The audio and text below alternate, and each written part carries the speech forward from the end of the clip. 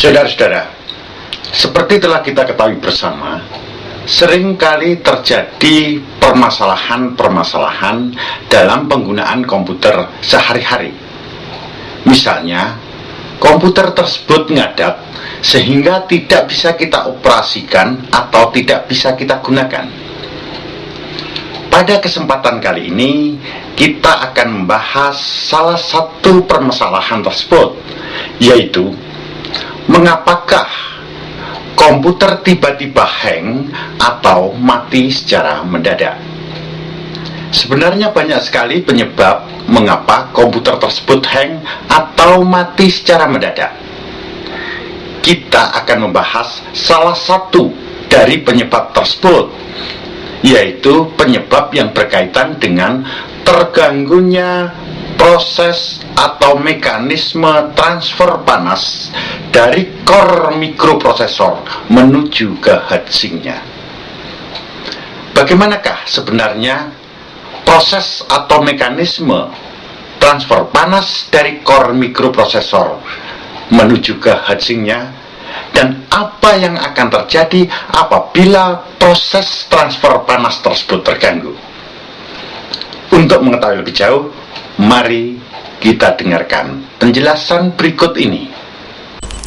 Seperti terlihat pada layar Anda, sebuah motherboard lengkap dengan heatsink dan mikroprosesor di bawahnya. Apabila heatsink ini saya lepaskan dari tempatnya, maka tampak sebuah mikroprosesor di bawahnya. Dan apabila IHS pada mikroprosesor ini saya lepaskan dari tempatnya, maka akan terlihat sebuah core yang semula terletak di bawah IHS tadi. Core mikroprosesor ini akan segera panas beberapa saat setelah komputer tersebut dinyalakan atau di-on-kan. Panas yang dikeluarkan oleh core mikroprosesor ini akan diteruskan ke IHS yang selanjutnya ditransfer ke heatsink dan kemudian dibuang ke udara dengan bantuan kipas yang ada di atas heatsink ini. Antara core mikroprosesor dengan IHS-nya ini terdapat material seperti yang saya tunjukkan ini. Material ini bernama TIM, kependekan dari Thermal Interface Material, yang berfungsi untuk membantu transfer panas dari core mikroprosesor menuju ke IHS-nya. Saya kembalikan dulu IHS ini ke tempatnya semula. Perhatikan pada layar Anda. Di atas permukaan mikroprosesor ini biasanya dioleskan pasta. Pasta ini berfungsi untuk memperlancar transfer panas dari permukaan mikroprosesor menuju ke heatsinknya. Apabila Anda perhatikan dengan seksama, seakan-akan permukaan dari mikroprosesor ini rata, begitu juga permukaan pada heatsinknya. Namun apabila Anda lihat dengan kaca pembesar ukuran tertentu misalnya, maka akan tampak sebenarnya permukaan tersebut tidak rata. Silahkan Anda perhatikan ilustrasi pada layar Anda, terdapat sebuah gambar. Nah, yang berwarna biru ini saya umpamakan sebagai heatsinknya dan yang berwarna hijau ini adalah mikroprosesornya. Pertemuan di antara keduanya tampak seakan-akan rata dan lurus. Namun apabila saya ambil gambar seperti yang saya kotaki ini, kemudian saya perbesar, maka akan terlihat seperti gambar di bawahnya. Terlihat di sini kontak antara mikroprosesor dengan heatsinknya hanya terjadi di titik-titik tertentu. Di antara titik-titik ini terdapat ruang-ruang kosong. Ini menandakan kedua permukaan tadi sebenarnya tidak betul-betul rata. Tempat-tempat kosong ini tentu tidak bisa menyalurkan panas dari mikroprosesor menuju ke heatsinknya. Itu sebabnya diperlukan pasta tadi. Pasta ini seperti yang saya jelaskan tadi sebenarnya adalah sebuah konduktor yang mampu menghantarkan panas dari permukaan mikroprosesor menuju ke heatsinknya.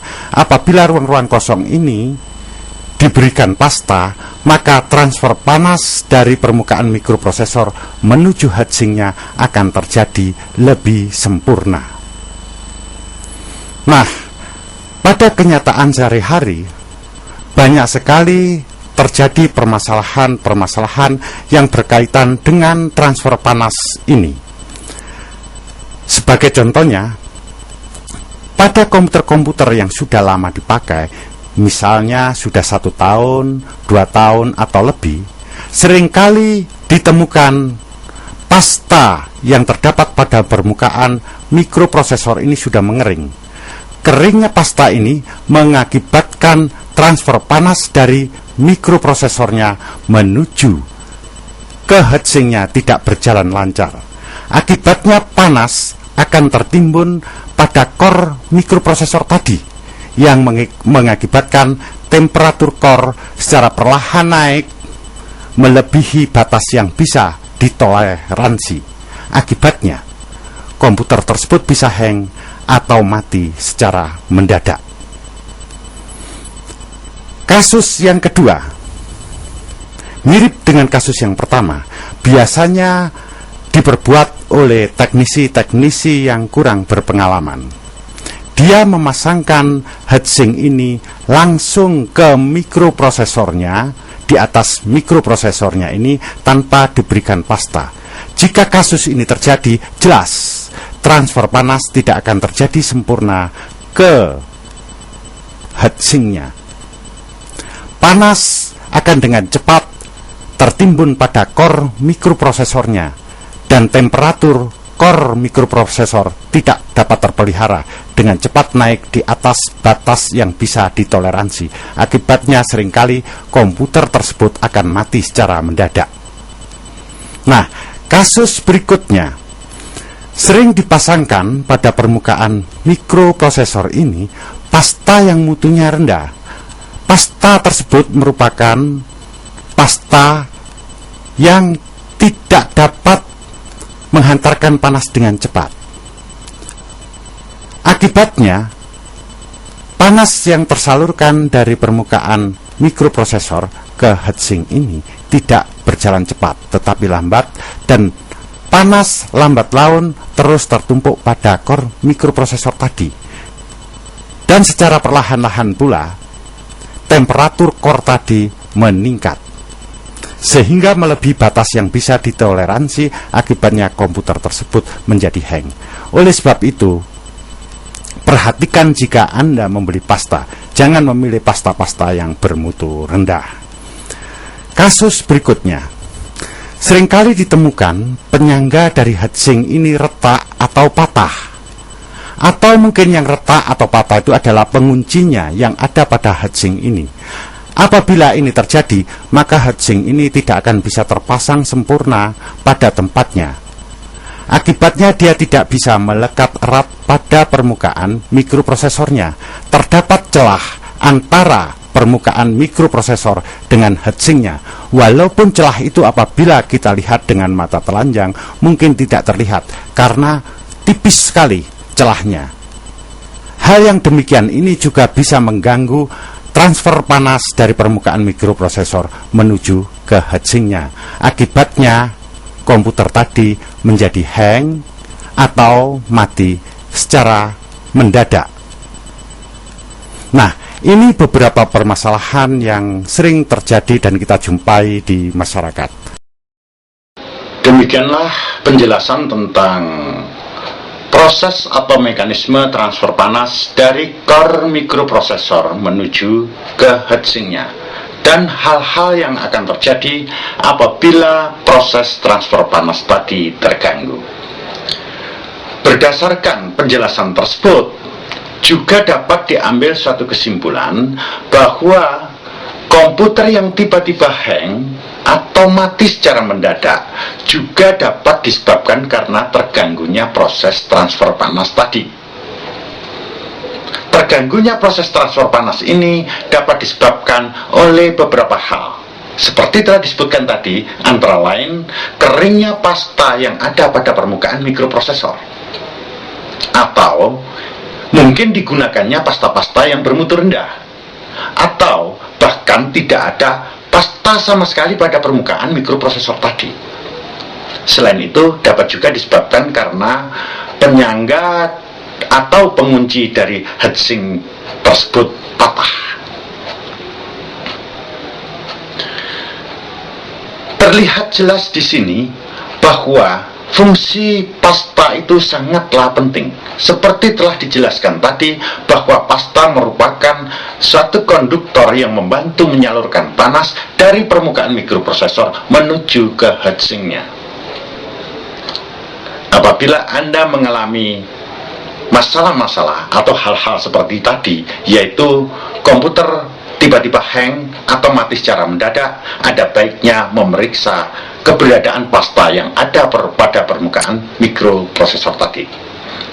Apabila pasta tersebut kering atau tidak ada pasta sama sekali, bersihkan permukaan mikroprosesor tersebut, baru oleskan pasta-pasta yang bermutu tinggi. Apabila ternyata penyangga atau pengunci dari heatsinknya yang patah, gantilah dengan penyangga atau pengunci yang masih utuh. Sebenarnya di sini banyak sekali penyebab mengapa komputer tersebut hang atau mati secara mendadak. Sebagai contohnya, gangguan virus yang menyerang komputer tersebut juga dapat mengakibatkan komputer tersebut hang. Rusaknya program yang ada pada komputer juga dapat mengakibatkan komputer tersebut tiba-tiba hang. Pengaturan BIOS yang salah juga dapat mengakibatkan komputer tersebut hang. Power supply atau PSU yang mulai menuju ke arah kerusakan atau yang dayanya kurang juga dapat mengakibatkan komputer tadi hang atau mati secara mendadak. Kerusakan atau ketidaknormalan dari memori utama juga dapat mengakibatkan komputer tadi menjadi hang. Jadi sebenarnya banyak sekali penyebab komputer tersebut hang.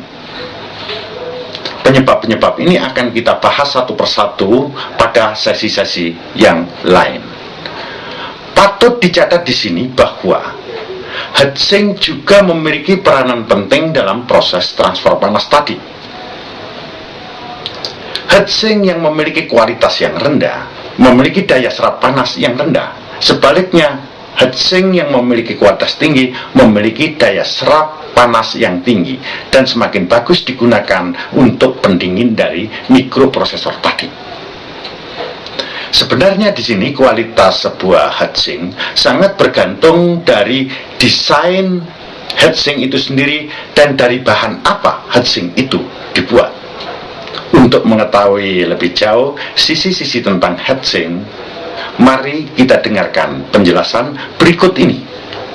Sekarang kita berbicara tentang heatsinknya itu sendiri.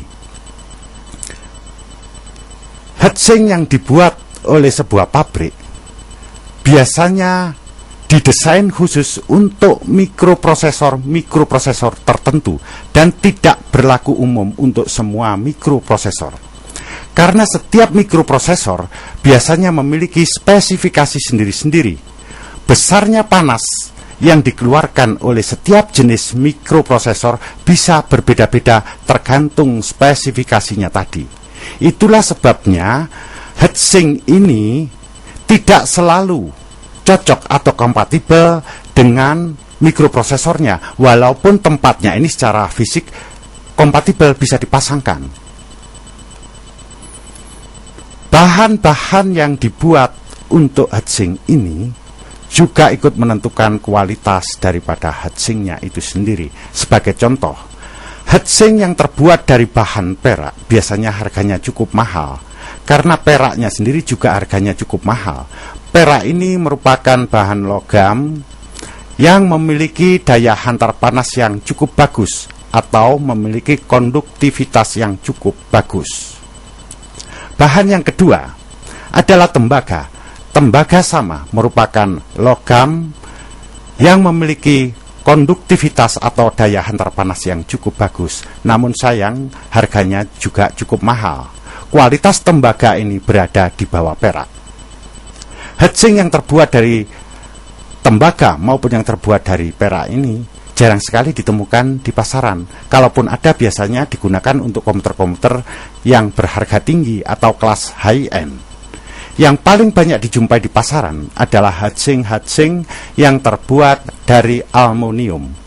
Aluminium ini memiliki konduktivitas atau daya hantar panas di bawah tembaga maupun perak tadi. Namun sudah dipandang cukup memadai digunakan untuk mendinginkan mikroprosesor yang ada. Harganya pun lebih murah dan dapat dijangkau. Namun akhir-akhir ini banyak sekali heatsink yang dibuat dari bahan campuran logam dan juga diketahui cukup bagus untuk mendinginkan mikroprosesor ini. Harganya pun tidak terlampau mahal. Perlu saya ingatkan di sini, pemilihan heatsink yang salah dapat mengakibatkan komputer itu berjalan secara tidak normal dan dapat mengakibatkan komputer itu hang atau mati secara mendadak. Dan saya ingatkan pula agar Anda tidak melepas IHS yang berada di atas mikroprosesor ini, karena pelepasan IHS dapat merusak mikroprosesor itu sendiri sehingga mikroprosesor itu tidak bisa digunakan lagi. Jangan menirukan contoh yang saya perbuat tadi. Apa yang saya lakukan tadi hanyalah sekedar untuk tujuan pengajaran. Sebenarnya masih terdapat jenis atau sistem pendingin lainnya selain heatsink. Jenis pendingin tersebut dikenal dengan nama water cooling atau biasa diterjemahkan dengan nama pendingin air atau pendingin cair. Namun kali ini sistem atau jenis pendingin tersebut tidak kita bahas. Demikian penjelasan saya, semoga bermanfaat bagi Anda. Sampai jumpa pada sesi berikutnya.